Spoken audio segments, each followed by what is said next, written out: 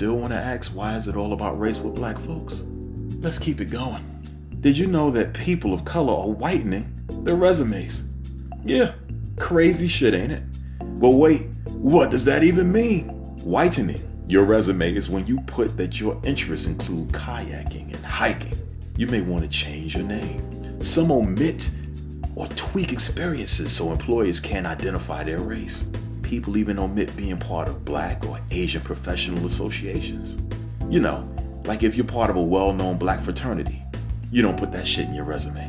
Basically, putting things in your resume that are tied to mainstream white America culture is the way to do it now.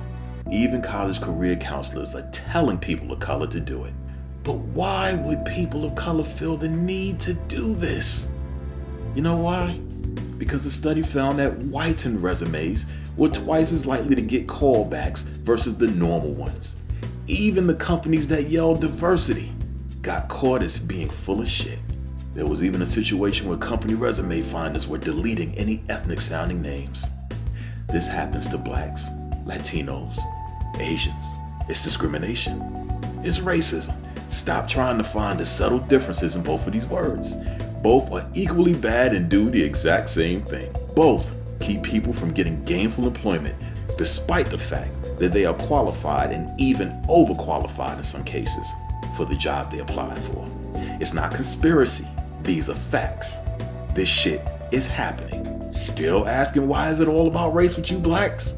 Let's keep on going. Some time ago, Wells Fargo, pretty big name, right? We can agree on that, yes? Good. They had to pay $175 million to resolve allegations that charged African Americans and Hispanics higher rates and fees on mortgages even when they qualified for better deals. Now, this was during the time when the housing bubble burst. So predatory lending was all over the place, but mostly it affected first-time buyers. Many of these were people of color. I should know, I was one of those people. They found 3,400 instances of Wells Fargo charging blacks and Hispanic higher fees compared with white borrowers with similar credit profiles. Why was that? I mean, could you say that maybe in this instance it was smart folks taking advantage of the ignorant? I could believe that, but one thing kills that theory for me. How come they didn't do it to the white people? Money is money, right? Right? Yeah, that's what the fuck I thought. It was racist business practice. And keep in mind, a home is a 30-year fix. A long time to be locked into a shitty loan. This has effects on families having to make ends meet. It causes them to struggle when they didn't even have to. Such things constrain a marriage. Trickle down shit. That's all started with racist practices. You see how stupid it is when someone asks why is it always about race with black folks? It's because it's about race with a large portion of the 197 million whites and anyone else other than black who just for whatever reason don't like black people.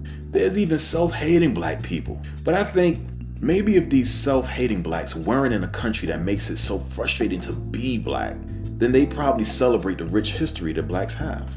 But I don't know, because that's not reality.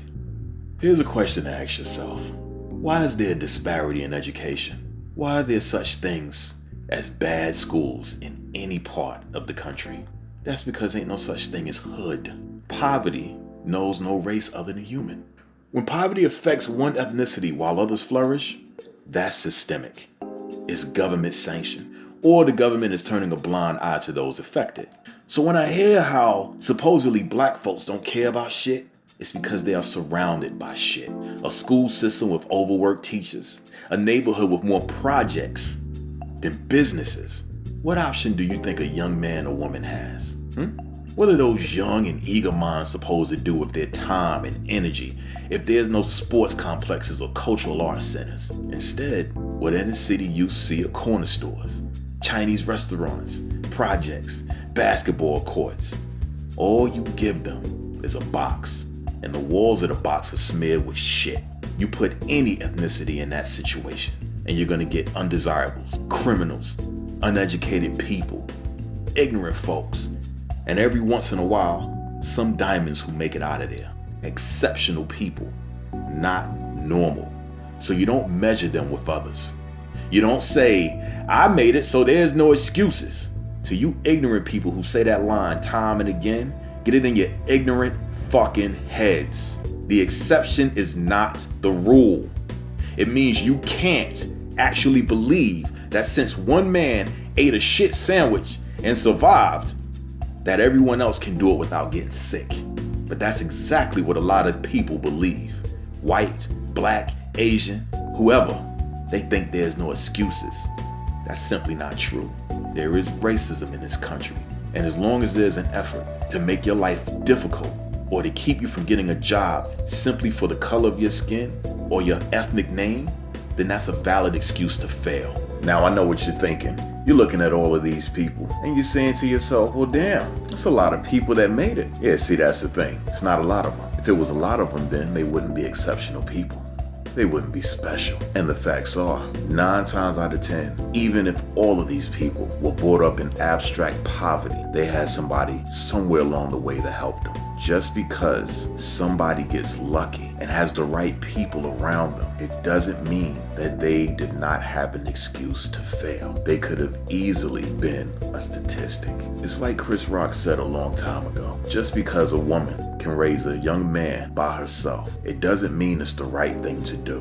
Because at some point, if that young man ever grows up and has any kind of daddy issues, then there's absolutely nothing that anyone can do about that because his father wasn't there. So that young man will have a valid excuse to have anger issues, to be upset about others that do have fathers. Catch my drift? So don't say there's no such thing as excuses. The exception is not the rule.